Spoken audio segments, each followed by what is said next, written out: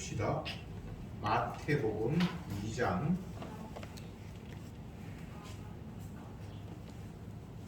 1절부터 10절까지 교독하겠습니다. 1절에 헤로드 왕 때에 예수께서 유대 베들레헴에서 나심에 동방으로부터 박사들이 예루살렘에 이르러 말하되 유대인의 왕을 원하시니가 어디 계시며 우리가 동방에서 그의 보고 그에게 경배하러 왔노라 하니 헤로드 왕과 온 예루살렘이 듣고 소동한지라 왕이 모든 유대인의 그리스도가 어디서 나겠느냐 물으니 가로되 유대 베들레헴이오니 이는 선지자로 이렇게 기록된 바 또 유대 땅 베들레헴아 너는 유대 본국에 가장 작지 아니하다 내게서 한 다스리는 자가 나와서 내 백성 이스라엘의 목자가 되리라 하였음이니이다. 이에 헤롯이 가만히 박사들을 불러 별이 나타난 때를 자세히 묻고 베들레헴으로 보내매 찾거든 내게 보아요 나도 가서 그에게 경배하게 하라. 박사들이 왕의 말을 듣고 갈새 동방에서 보던 그 별이 문득 앞서 인도하여 가다가 아기 있는 곳 위에 머물러 섰는지라. 저희가 별을 보고 가장 함께 기뻐하고 기뻐하더라. 아멘. 마태복음 2장은 예수님이 태어나시고 그런데 유대인들은 아무도 예수님이 이 땅에 오신 것에 대해서 알지 못했는데 다른 나라 사람이 별을 보고 유대인의 왕으로 나신 분을 찾아오는 그런 내용들을 본문이 기록하고 있습니다. 예수님의 탄생, 예수님이 태어날 때였던 그 유대적인 상황, 정치적인 상황은 어떠했는가 하면 유대는 그 당시에 로마의 식민지였잖아요. 로마가 세운 왕을 헤로드 왕도 이 사람이 로마에서 허락받아서 다스리는 그런 왕이었는데 헤롯은 유대인은 아니었습니다. 이방 지역에서 유대로 이주해 와서 그곳에서 머물러 있는 그러니까 외국인이었어. 사실 따지고 보면 혈통 유대인 아브라함의 후손 그런 사람들은 아니고 그렇지만 그 지역에 살았던 사람인데 아마 정치권과 잘 뭡니까 그 관계를 가져서 로마로부터 왕으로 인정받은 어떤 그런 사람인데 헤롯이 유대 땅에 살았으니까 유대인들의 풍습이나 그들이 어떻게 생활하는지 율법 이런 걸 잘 알았기 때문에 헤롯 왕이 직접 유대인들의 원하는 성전을 예루살렘에 지어주고 그런 일들을 했습니다. 그리고 환심을 타는 거죠. 그들이 성전을 너무나 귀하게 생각을 하니까 유대인들이 성전도 지어주고 그렇게 해서 나름대로 환심을 살려고 하는 그런 상태에 있었는데 하나님께서 때가 되어서 자기 아들을 태어나게 하셨습니다. 근데 재밌는 것은 예수님이 태어날 당시에 예수님의 부모님 요셉과 마리아는 갈릴리에 집이 있었고 그곳에서 오래 거주를 했는데 갈릴리에서 약 110km나 떨어진 베들레헴까지 와서 만삭된 상태에서 아기가 태어납니다. 그건 왜 그런가 하면 로마에서 식민지 나라 전체의 인구를 조사하고 정확하게 뭐 인두세라 그럽니까? 주민세 같은 걸 다 거두기 위해서 인구조사를 명령을 했어요. 그래서 인구조사를 할 때에 자기 고향에 가서 우리가 또 본적지에 가서 그 등록하고 하도록 그렇게 이제 명령이 떨어져서 부모님이 원래 갈릴리 살고 있지만 고향은 베들레헴이 고향이니까 호적하기 위해서 그곳에 갔는데 만삭이 돼서 아이가 태어나는 이런 상황입니다.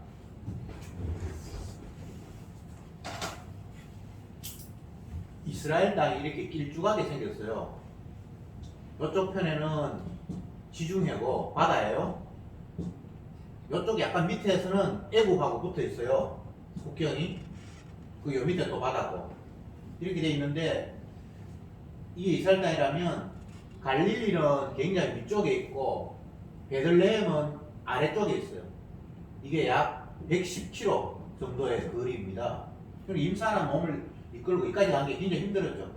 요 베들레헴 근처에 예루살렘 성전이 있는 곳이 있습니다. 거기는 한 10km 정도밖에 거리가 안 됩니다. 10km 그러면 뭐 여기 우리 교회에서 한 뭐 공업탑 정도 가면 10km 됩니까? 어쨌든 그렇게 먼 거리는 아닙니다. 예수님이 태어난 베들레헴이라는 지역과 성전이 있는 곳은 그렇게 먼 거리는 아닙니다. 지금 예수님은 하나님의 약속에 따라서 구약의 선지자들의 예언에 따라서 베들레헴에 이제 태어났는데 오늘 말씀 다시 한번 봅시다. 1절에 헤로드 왕 때에 예수께서 유대 베들레헴에서 나심에 동방으로부터 박사들이 예루살렘에 이르되 유대인의 왕으로 나신 이가 어디 계시뇨? 우리가 동방에서 그의 별을 보고 그에게 경배하러 왔노라 하니 헤롯 왕과 온 예루살렘이 듣고 소동한지라. 이렇게 되어 있습니다. 예수님이 태어났다는 사실을 메시아를 기다렸던 유대인의 사람들은 아무도 모르고 이방인이라고 하는 사람, 저 멀리서 외국인이 찾아와서 유대인이 왕으로 태어났었는데 그 왕이 어디 있느냐, 우리가 경배하러 왔다, 이렇게 상황이 전개되니까 왕도 놀라고 예루살렘이 아주 소동했다라고 기록하고 있습니다. 깜짝 놀란 거예요. 놀라지 않겠습니까? 기다렸는데, 자기들은 메시아가 오시기를 학수고대하면서 기다렸는데 온 줄도 몰랐어요. 근데 외국인이 찾아와서 유대인이 왕이 태어났는데 지금 어디 계시냐, 내가 경배하려고 왔다. 그러니까 난리가 난 거죠. 참 이런 상황들이 우리가 쉽게 이해가 안 되는 겁니다. 하나님이 왜 이런 식으로 일을 하셨을까? 분명히 유대인들은 하나님의 택한 백성이고 그들은 구약의 율법에 따라서 베들레헴에서 하나님의 아들이 태어날 것이다라고 예언을 했고, 이런 예언들이 성경 구약에는 많이 있거든요. 미가에도 보면 갈릴리 여기 6절에 보면 예언되어 있는 거 그대로 옮겨놨는데, 유대 땅 베들레헴아 너는 유대 고을 중에 가장 작지 아니하도다. 네게서 한 다스리는 자가 나와서 내 백성 이스라엘의 목자가 되리라. 베들레헴에서 목자가 태어난다는 것을 미가 선자도 예언을 했고, 다윗이 왕이 될 때에도 사울은 하나님께서 패하셨다.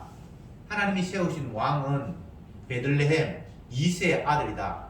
사무엘아, 네가 거기 가서 머리에 기름을 부어서 이스라엘 왕을 삼으라 해서 베들레헴에 가서 이세 아들 중에 한 사람 두 사람 다 지나가는데 하나님이 아니다 막내 다윗이 지나가니까 그래 이 사람이다 라고 해서 머리에 기름을 붓는데, 그 다윗 왕이 장차 오실 메시아의 모습을 담아내는 그런 왕이었잖아요. 그래서 예수님은 아브라함의 후손 또 다윗의 후손 이렇게 마태복음 1장에서 이야기했죠. 어쨌건 예수님이 베들레헴에 태어날 것이라는 사실은 유대인들은 다 알고 있는 내용입니다. 그리고 그들은 그 당시 나라가 힘들고 어렵고 정치적으로도 남의 나라에 속박되어 있는 상태고 흉년이 자주 들고 질병도 일어나고 해서 유기 살기에 굉장히 안정적이지 못한 그런 때였습니다. 사람들은 힘들고 어려우면 더 신을 찾잖아요. 편안하고 배부르고 하면 하나님 안 찾죠. 근데 이들은 정말 이 예수님이 태어날 그 당시는 여러 가지 상황이 다 힘들었어요.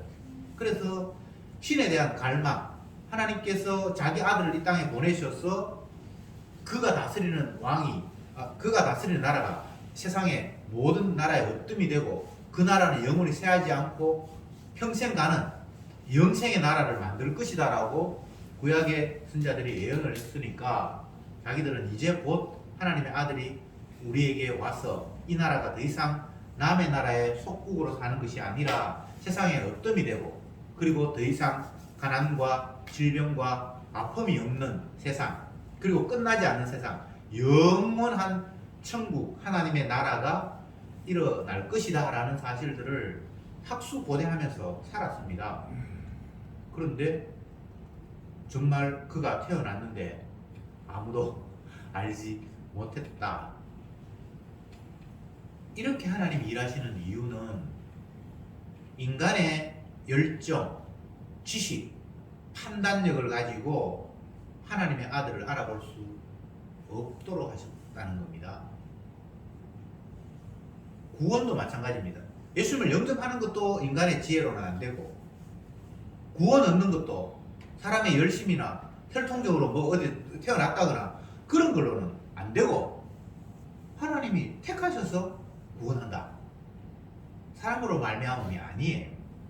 그러니까 모든 것들이 주님을 영접하는 것도 사람이 할 수 있는 게 아니고, 구원받는 것도 사람의 힘으로 안 되는 거고, 그 모든 과정은 주님께서 하셔야만 된다는 겁니다.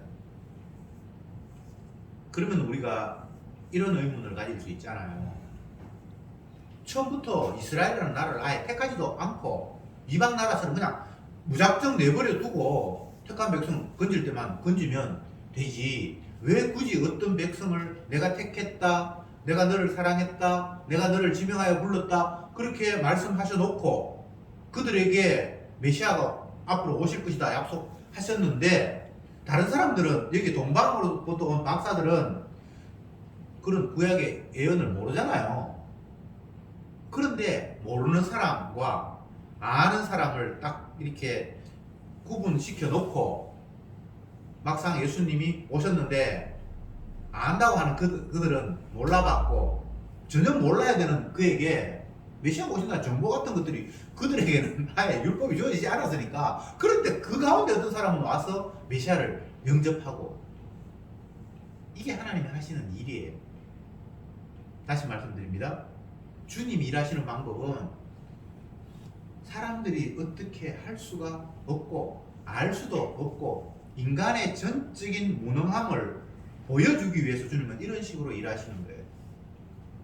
요걸 다른 식으로 표현을 하면, 오늘날 성도들은 자기가 뭔가를 해서 하나님을 섬긴다거나 주님을 영화롭게 한다거나 할 수 있는 방법이 없어요. 주님은 스스로 영광을 취하시는 분이에요. 자기가 다 해놓고 봐라 내가 했지롱 이렇게 자랑하시는 분이에요. 그러니까 우리는 내가 스스로 나는 하나님께 영광을 돌려야지, 이 일은 하나님이 기뻐하실 거야, 그런 거 생각하면 안 됩니다. 우리는 하나님께 영광 돌릴 수 없습니다. 율법을 알면 알수록 내가 진짜 치사한 인간이구나, 진짜 썩어 빠진 인간이구나, 그렇게 깨달아지지.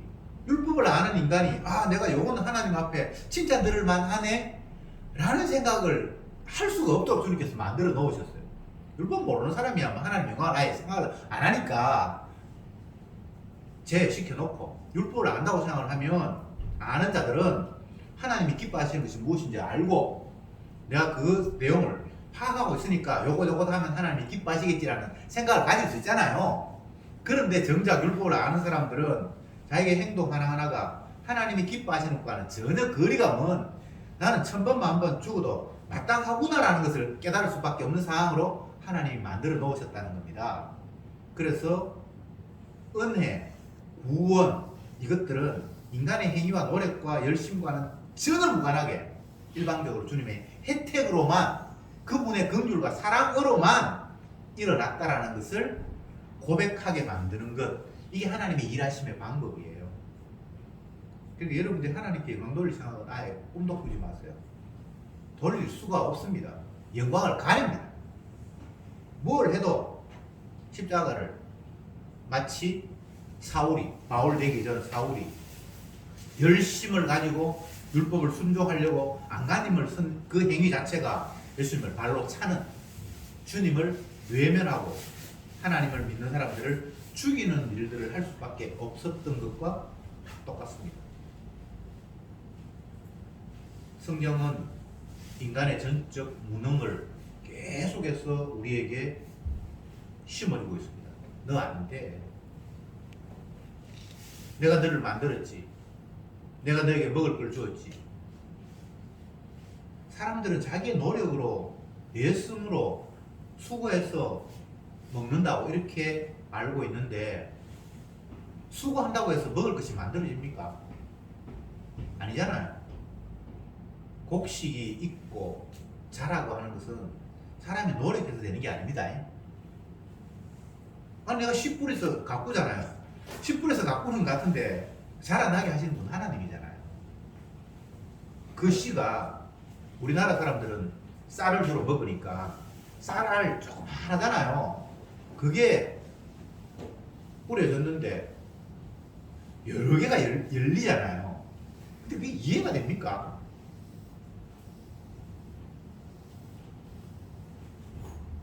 하나님이 먹을 것도 주시고 환경도 주시고 뭐 물도 주시고 햇볕도 주시고 뭐 처음부터까지 사실은 다 주십니다. 그분이 안 주시는 게 하나도 없습니다. 근데 인간들은 선악과를 따먹고 난 후부터 스스로 신이 되었고 내가 하나님의 위치에 올라와 있기 때문에 자기의 노력과 힘으로 자기가 할 수 있는 것처럼 착각하면서 살아갑니다. 어떻게 우리가 먹을 것을 만들 수 있습니까? 안 되죠. 그러면 진짜 먹을 것을 직접적으로 생산하는 농부가 잘 살아야 되는데 그렇지도 않잖아요. 희한한 세상에 쌀이 비쌉니까? 미사일이 비쌉니까? 좀 웃기는 이야기예요, 그죠? 자동차가 비쌉니까? 그러니까 자동차의 부피만큼 쌀 가만히 집어넣었다고 생각해 봅시다. 그럼 그 비교하면 우리는 먹을 게 너무 중요해서 그게 비싸질 것 같은데 자동차가 훨씬 비싸죠. 제가 이런 이야기를 하는 게 굉장히 유치한 이야기인데 인간은 바보 멍청이에요. 똑똑한 것 같은데도 전혀 똑똑하지 않고 메시아를 기다린다고 안가님을 썼고 날마다 기도하고 했는데 메시아가 왔는데 몰라봐.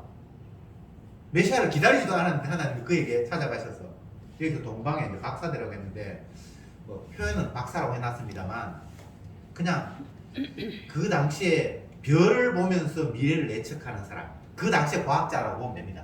나름대로 별을 보면서 미래를 예측할 수 있는 부분이 있거든요. 그게 하나님께서 어느 정도 지혜를 주셨고 그 당시에는 그 똑똑한 사람들입니다. 그 사람들이 별을 봤는데 그 별이 정상적인 패턴으로 움직이는 것이 아니라 이상하게 어떤 한 별자리가 움직여 갔어요. 그래서 그 별을 따라 움직여 왔는데 유대 땅까지 왔고 그 별이 헤롯 왕이 거주하고 있는 왕궁이 있는 곳, 지금 이야기는 뭐 청와대가 아니다 뭐 이름 바뀌었는데 뭐 대통령실 그쪽으로 별이 이렇게 왔단 말이죠. 그러니까 그곳에 갔는데 또 별이 없어져 버렸어. 그러니까 청와대 뭐 어쨌든 대통령 있는 그 곳에까지 가서 유대인의 왕으로 태어나신 분이 어디 계시냐, 내가 경배하려고 별을 보고 멀리서 다른 나라에서 이곳까지 왔다, 이렇게 이야기가 되니까 정말 난리가 난 거죠.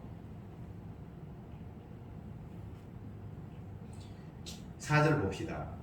왕이 모든 대제사장들과 백성의 서기관들을 모아 그리스도가 어디에서 나겠느냐 물으니 가로되 유대 베들레헴이 오니 이는 선지자가 이렇게 기록된 바 또 유대 땅 베들레헴아 너는 유대 고을 중에 가장 작지 아니하도다 네게 산 다스린 자가 나와서 내 백성 이스라엘의 목자가 되리라 하셨음이니이다. 이 헤롯은 이방인 출신으로 유대에 살고 있고 왕이 됐으니까 율법에 대해서는 그렇게 정통하지는 못하던가 봐요. 만약 유대인들 같으면 왕이 유대인이었으면 율법을 공부했고 하면 베들레헴에 태어났다는 걸 당장 알았으니까 그 동방박사가 와서 유대인이 왕으로 나신 게 어디냐 그러니까 그러면 베들레헴에 태어났다 이렇게 얘기했을 텐데 자기는 율법에 대해서 그만큼 알지 못하니까 율법 아는 대제사장 부르고 서기가 불러서 당신들이 유대인들이 기다리던 메시아가 어느 땅에서 태어난다고 그렇게 말씀하셨냐, 너희들 하나님 말씀하셨냐 이렇게 물으니까 미가 선지자의 말을 인용하면서 유대 땅 베들레헴에서 목자가 태어난다고 말씀하셨습니다 이렇게 얘기를 했단 말이죠. 근데 여기 6절 선지자의 말을 인용하는 것이 선지자의 말하고는 조금 다르게 표현되어 있어요. 유대 땅 베들레헴아 너는 유대 고을 중에 가장 작지 아니하도다. 근데 여기 저쪽에 보면 작다고 돼 있어요. 여기 작지 아니하다고 돼 있죠. 그 뒤에 내용은 똑같습니다. 근데 왜 저쪽에서는 원래 구약에서는 베들레헴이 작은 마을인데 그곳에서 메시아가 태어난다, 목자가 태어난다 그렇게 얘기했는데 이 마태가 그 구약을 인용하면서는 베들레헴이 유대고을 중에 가장 작지 아니하다라고 이렇게 했는가. 이게 또 신학적으로 굉장히 말이 많은데 정확하게 이야기하면 예수님이 태어났기 때문에 그게 작은 말이 아닌 거예요. 이 다윗 마태의 시각에는 동네는 작은 동네 맞아요. 그런데 결코 작지 않다는 거예요. 왜? 만왕의 왕이 그곳에 태어났으니까. 그런 의미로 다윗은 미가의 선자의 예언을 살짝 달리 표현을 하고 있습니다. 옛날에 제가 어떤 책을 보니까 미국의 대통령과 중국의 그 당시에 등소평인가 뭐 그런 사람이 그 당시에 막 극적으로 서로 공산주의와 자본주의가 이렇게 대립하는 그런 시기에 처음으로 중국의 지도자와 미국의 지도자가 이렇게 만나서 회담을 하고 정상회담을 하고 했는데 그 후기에 대해서 기록한 걸 제가 읽었는데 오늘 이 본문 보니까 생각이 나요. 어떤 미국 대통령이 회담을 끝내고 자기 나라에 돌아가서 그 중국의 지도자 등소평을 어떻게 평가했는가 하면 작지만 결코 작지 않은 사람 이렇게 표현해놨어요. 등소평은 키가 160이 안 된대요. 진짜 조그마한 사람이었는데 그 조그마한 사람을 만나서 대화를 해보니까 결코 작지 않더라. 대단한 사람이더라는 이런 이야기를 그 자기 나라에 돌아가서 기자회견을 하면서 했는데 그걸 제가 어떤 글에서 읽은 게 생각이 납니다. 분명히 겉으로는 작은데 베들레헴은 조그마한 동네인데 결코 그 동네는 작지 않아. 역설적인 이야기죠, 그죠? 어쨌건 예수님은 조그마한 동네 베들레헴에서 태어날 것이다라는 것이 예언이 되어 있으니까 동방 박사가 뭐 유대인이 왕으로 나시는 거 어디 있냐라고 이렇게 물으면 베들레헴에 태어난다고 말하십시오 라면서 서기관들이 그리고 대제사장이 왕에게 알려주었습니다. 그래서 7절에 이에 헤롯이 가만히 박사들을 불러 별이 나타난 때를 자세히 묻고 베들레헴으로 보내며 이르되 가서 아기에 대해서 자세히 알아보고 찾거든 내게 고하여 나도 가서 그에게 경배하게 하라. 헤롯의 이 말은 거짓말이죠. 자기가 경배하고 싶은 마음은 없잖아요. 내가 왕인데 유대인은 왕으로 또 태어났다고 하니까 자기 자리가 굉장히 위태로우니까 뒤에 보면 뭐 2살 이하의 아이를 다 죽이고 하는 걸 봐서 이 내가 가서 경배하기를 원하니까 당신이 먼저 경배하고 나면 어디에 애가 있는지를 정확하게 나한테 알려달라. 이건 이제 죽이기 위한 전략인데 물론 하나님께서 이렇게 인간의 전략대로 일을 흘러가게는 안 하시죠. 9절에 박사들이 왕의 말을 듣고 갈새 왕이 뭐 베들레헴에서 메시아가 태어난다고 했으니까 그 왕의 말을 듣고 베들레헴으로 가려고 했는데 또 다시 별이 문득 앞서 인도하여 가다가 아기 있는 곳 위에 머물러 선지라. 요즘은 차량에 내비게이션이 다 있어서 어디 목적지를 딱 하면 우회전하시오 좌회전하시오 어디로 가시오 하는데 옛날에 이때는 내비게이션 없잖아요. 자동차도 없던 시대인데 나비 타고 다니고 했던 이런 시대인데 하나님이 별을 하늘에 띄워서 내비게이션 역할을 해서 가도록 인도하시는데 그것도 만약 동방 박사들이 예수님을 경배하는 것이 목적이었다면 하나님께서 별을 그들이 살고 있는 동방 지역 어디에서 바로 베들레헴까지 별이 인도하면 가보면 되잖아요. 왕한테 갈 이유가 없잖아요. 근데 이 별이 희한하게 예수님께로 가기 1차 목적으로 최종 목적으로 두고 있지만 그걸로 안 가고 1차로는 왕궁으로 그냥 가서 그냥 별이 멈춰버렸어요. 그러니까 왕에게 찾아가서 유대인의 왕으로 가신 이가 어디 있냐라고 묻게 하고 왕이 가르쳐 주니까 다시 또 별이 인도해서 정확하게 베들레헴이 아무리 작은 동네라도 애기가 어디에서 태어나는지를 아는 건 그건 쉽지 않잖아요. 근데 별이 정확하게 떠서 예수님이 있는 곳 딱 그렇게 인도했고 아기를 만나서 막 기뻐했다 라고 성경이 기록하고 있습니다. 그러니까 예수님이 태어나는 것도 성령에 의해서 태어났고 예수님이 막상 태어났지만 예수님을 기다리고 영접하려고 했던 사람들은 아무도 알아보지 못했고 예수님에 대해서 아무것도 정보도 없는 이방 지역의 어떤 사람이 하늘의 별을 그냥 늘 보면서 연구하면서 했던 그런 점성술사들이 별이 이상하네 해서 메시아가 있는 곳으로 인도하고 이런 모든 과정들이 우연이라는 것은 없습니다. 하나님은 철저하게 큰 틀에 의해서 말한다면 인간들을 죄인으로 만들고 자기 자신이 예언하고 언약했던 것들을 실현해 가시는 분입니다. 언약의 실현 과정을 말씀을 드린다면 언약 하나님이 약속하신 내용입니다. 언약은 반드시 실현돼요. 실현. 왜냐하면 하나님이 약속하셨으니까. 사람의 약속은 100%다 실천이 안 돼요.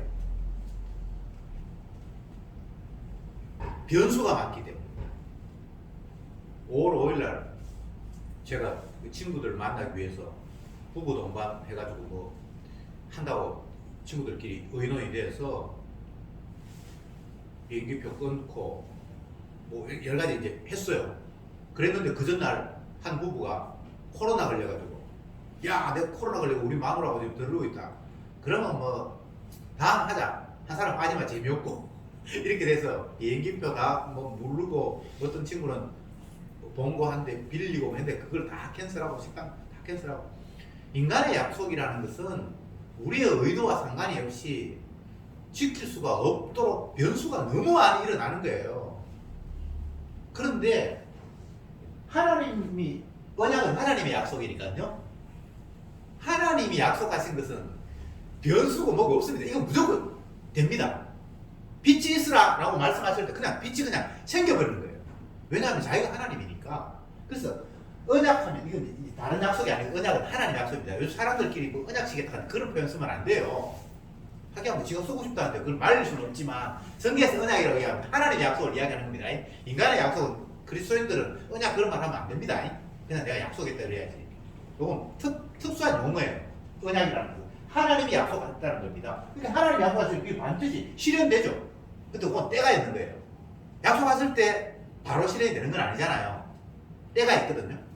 그래서 하나님의 약속은 때가 되면 반드시 실현이 되는데 메시아가 온다고 예언을 했는데 유대인들이 가장 어려울 때 남의 나라에 식민지 생활하고 정치적으로 고통받고 있고 뭐 흉년이 들고 또 질병이 있고 여러 가지로 어려운 때예요.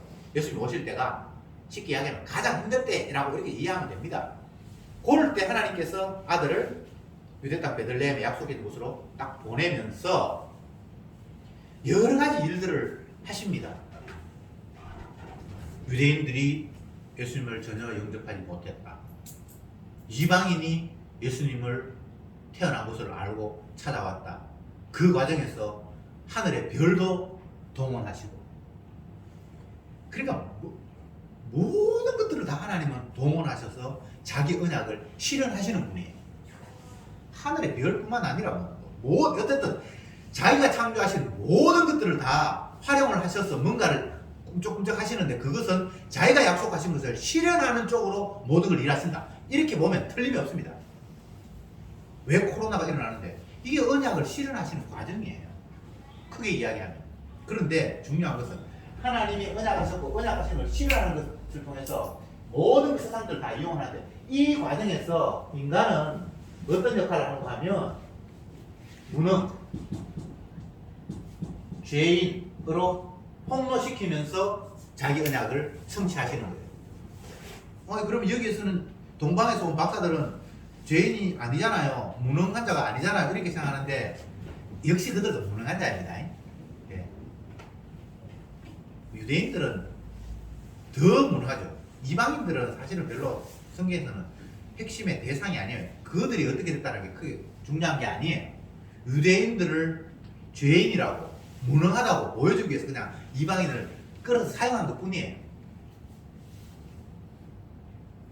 요걸 오늘날 우리의 식으로 우리의 삶 속에서 적용을 하면 내게 일어나는 모든 일들은 하나님이 약속하신 것을 성취시키는 과정 속에서 벌어지는 일입니다. 그거 말고는 다른 식으로 해석하면 다 틀립니다.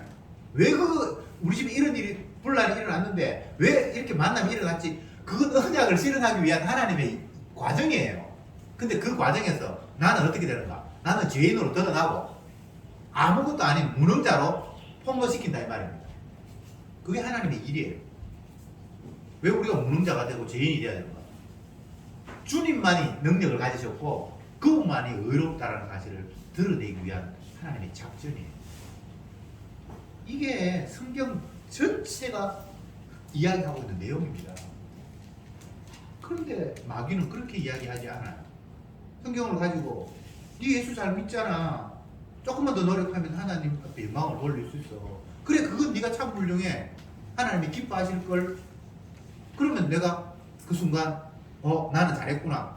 그러면 무능도 아니고 죄인도 아닌 자리에 들어가 버리잖아요. 그렇죠, 그죠? 그게 마귀의 전략에 넘어간 거예요. 서기관 바리새인 대제사장들이 얼마나 율법을 열심히 지키고 남들로 볼 때도 존경받을 만큼 희생적인 삶을 삽니까? 1회 2번 금식하고 11조하고 구제하고 이거 여러분 쉬운 거 아닙니다. 어느 인간치고 자기 거 남한테 주고 싶은 마음이 있겠습니까? 그런데 이들은 11조하고 구제하고 금식하고 나도 훌륭하다고 생각하고 남도 그 사람 훌륭하다고 이야기하고 자타가 공인하는 하나님의 사랑받는 그런 자. 근데 정작 예수님께서 그를 향해서 뭐라고 합니까? 너그 애비는 마귀다. 나는 훌륭한 사람, 율법 잘 지키는 의인 부르러 온 것이 아니라 죄인 부르러 왔다. 이렇게 이야기를 툭 던져버린단 말이에요. 그게 죄인을 부르러 왔다라는 말 속에 의인이라고 생각하고 율법을 지켰다고 생각하고 나는 능력이 있다고 생각하는 너희들은 나와는 전혀 상관이 없어. 네가 진짜 죄인이야. 사실은 그 말인데 그 사람들은 그 말을 이해 못하죠. 저 악한 사람, 율법도 제대로 못 지키고 간음하고 남의 세금 포탈하고 예배도 제대로 못 지키는 저 사람들은 죄인이지만 나는 의인이잖아요 라고 그들은 자기 자신을 생각했다. 그런데 은혜를 깨달은 사람들의 고백에 의하면 의인은 아무도 없어요. 의인은 없나니 하나도 없어. 율법 못 지키는 사람도 죄인이고 율법 지킨다고 스스로 착각하는 그 사람도 죄인이에요. 100%다 죄인이에요. 주님 율법을 주신 이유를 뭐라고 이야기하죠? 모든 사람을 제 아래 가두기 위해서 율법을 주셨다는 거예요.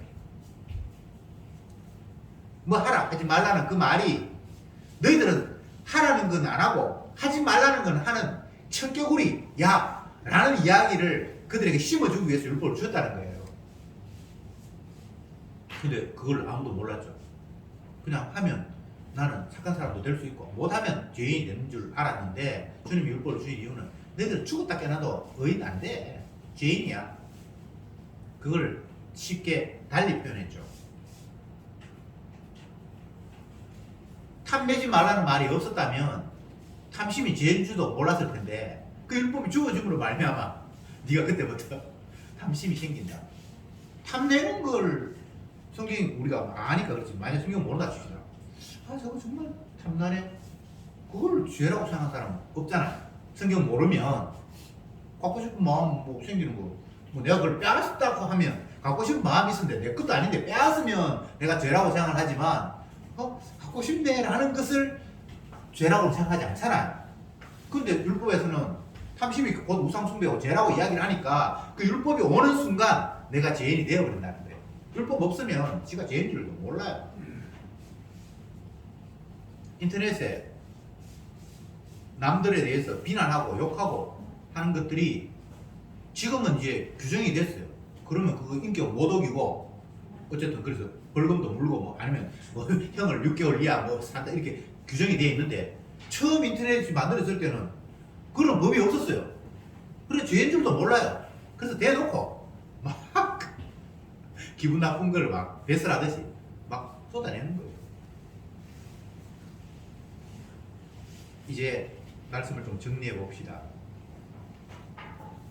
예수님은 언약에 따라 유대 베들레헴에 탄생하셨습니다.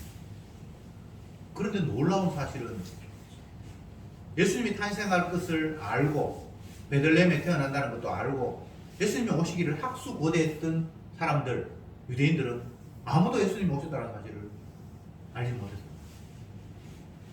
그런데 율법도 모르고 메시아를 기다리지도 않았고 메시아와 아무 상관이 없는 저 이방인이 멀리서 이방에서 메시아가 태어났다는 사실을 알고 별을 보면서 유대 땅까지 와서 왕궁에 찾아갔어.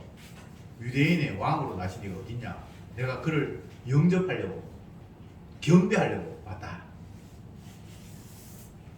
이건 유대인들을 뺨 때리는 이야기입니다. 종망박사 찾아온 사람 그 사람 참 훌륭하네 그 이야기 하는 게 아니고 너희들이 메시아를 기다려? 하나님의 말씀을 믿어? 개코나 이런 이야기입니다. 주님의 일하심은 언약에 따라 일하시는 것이고 그 언약을 이루기 위해서 세상 모든 것들을 다 동원하셔서 하늘의 별, 공기, 물, 사람, 이방인, 악한 사람 모두를 다 동원하셔서 자기 언약을 이루시는데 그 이루시는 과정 속에서 인간은 죄인으로 무능자로 드러내시면서 자기 언약을 이루신다는 거예요. 그 이야기예요. 지금 이 이야기가. 그러니까 우리가 이건 옛날 이야기라고 생각하지 말고 오늘날 우리의 삶 하루하루 내 앞으로 지금 예배 끝나고 하고 이 모든 것들이 주님이 자기 언약을 이루시는 과정 속에 내가 밀려가는 것이고요. 근데 그 언약을 이루심 속에서 나는 항상 죄인으로 무능자로 노출되게 하시는 거예요. 그래야 죄인을 부르러 왔다는 예수님을 찾게 돼 있잖아요. 근데 죄인인데 죄인 줄도 모르는 사람은 있고요. 그 택한 백성이 아니니까 지가 죄인인데 죄인 줄도 모르고 근데 택한 백성은 자기가 순간순간 삶의 환경 속에서 죄인임을 주님께서 폭로시켜 이렇게 해서 내가 죄인이구나 이렇게 해서 주님이 대신 나를 위해서 십자가에서 피 흘리고 저주 받을 수밖에 없는 상황이 없구나라는 사실을 깨닫게 하시고 죄인을 부르러 오신 그 예수님의 그 말씀이 기쁜 소식으로 나는 의인을 부르러 온 것이 아니라 죄인을 부르러 왔다라는 그 말이 너무나 기쁜 소식이에요. 죄인을 찾는 사람이 세상에 있나요? 여러분은 죄인이 좋습니까? 그럴 수가 없잖아요. 그래도 반듯한 사람이 좋고 괜찮은 사람이 좋지 죄인을 좋아하는 사람이 그건 정신 이상자만 모를까? 그럴 수가 없잖아요. 그런데 여기서 죄인이라는 개념들은 단순히 우리가 생각하는 그런 윤리적 도덕적 결함이 있는 그런 식의 죄는 아니고요. 근본적으로 주가 계시는데 그 주님 아닌 내가 자꾸 주의 자리에 앉는 그래서 나도 모르게 선악과가 따먹어서 신이 된 것처럼 내 뜻대로 돼야 돼. 아들도 내 뜻대로 돼야 되고 심지어는 부모도 내 뜻대로 됐으면 좋겠고 이 나라 정치인도 내 뜻대로 좀 됐으면 좋겠고 그런 생각 안 가진 사람이 있나요? 나는 내 뜻대로 되면 안 된다고 생각해. 그런 사람은 아무도 없어요. 왜 그렇습니까? 선악과 아무것도 안 준 거예요. 그래서 스스로 자기 자신을 최고로 생각해요. 그러니까 그게 죄인 거예요. 주가 계시는데 내가 주가 되어 있으니까 그게 죄인 거예요. 성도는 그렇게 깨닫는 거예요. 그래서 매사가 내 하고 싶은 대로 자꾸 하려고 그러니까 그게 깨달아질 때에 이게 내가 정말 주님 앞에 죄인이구나. 주님은 자기 영광을 위해서 자기 언약을 위해서 자기 자신의 주되심을 드러내기 위해서 십자가로 희생하신 그 사랑을 자랑하기 위해서 모든 일을 펼치는데 나는 자꾸 내 자랑하기 위해서 몸이 그쪽으로 가고 뭔가 움직이는구나라 십자가 앞에서 깨달으면 나는 죄인입니다라는 사실이 고백될 수밖에 없고 나는 의인을 부르러 오지 않고 죄인을 부르러 왔다라는 그 말씀이 너무나 엄청난 소식으로 우리에게 다가오게 되는 거예요. 이게 주님이 자기 백성 부르시는 모습입니다. 내가 잘하면 하나님 복 주겠지. 그거 성경 아니고 복음 아니에요. 그건 종교예요. 그건 마귀가 이야기하는 거예요. 마귀는 날마다 우리에게 부추깁니다. 어떤 식으로? 십자가의 의미를 무산시키려고. 복음의 광채를 가리는 게 마귀 역할이라고 했잖아요. 복음의 광채. 복음의 광채는 십자가 앞에서 죄인 되는 게 복음의 광채거든요. 근데 내가 훌륭해져 버리면 예수님이 대신 죽어야 될 이유가 없어져 버리잖아요. 아이고 집사님 훌륭하십니다. 원래 전도사항입니다. 그래서 냉장고 주고. 그러면 거기에서 내가 정말 죽을 죄이구나. 그래서 안 하잖아요. 주님의 은혜로 내가 이렇게 했다. 나는 앞으로 천국 가도 10골, 100골 더 많이 차지할 거다라는 이런 식의 상상을 할 수밖에 없지. 내가 죄인이어서 죄인을 부르러 오신 예수님과 만날 기회가 없어져 버리잖아요. 그게 마귀의 전략이에요. 아이고 자네 참 훌륭하시네요. 기도 열심히 해서 주님께서 복 주신가 봅니다. 거기에는 내가 죄인으로 드러날 기회가 없죠. 그게 마귀의 전략입니다. 듣기는 좋아요. 뭐 내 자식 자랑을 하니까. 다시 말씀드리지만 주님은 모든 일들을 자기가 던져놓은 언약을 실현하는 일 말고는 세상에 펼치는 일이 없습니다. 그래서 모든 게 다 주님의 언약대로 지금 되어가고 있다는 것을 먼저 깨닫고, 근데 그 과정 속에서 나는 무능한 자고 죄인이라는 사실을 드러나게 하시면서 십자가 지신 그 주님, 죄인을 부르러 왔다는 그 주님과 만나게 하시는 일이 주님의 일이라는 것. 오늘 본문도 그 이야기를 우리에게 들려주고 있습니다. 기도합시다. 주님, 감사합니다. 내가 경험했고 지식이 있고 알기 때문에 나는 무언가를 할 수 있다라고 생각하면서 살아갑니다.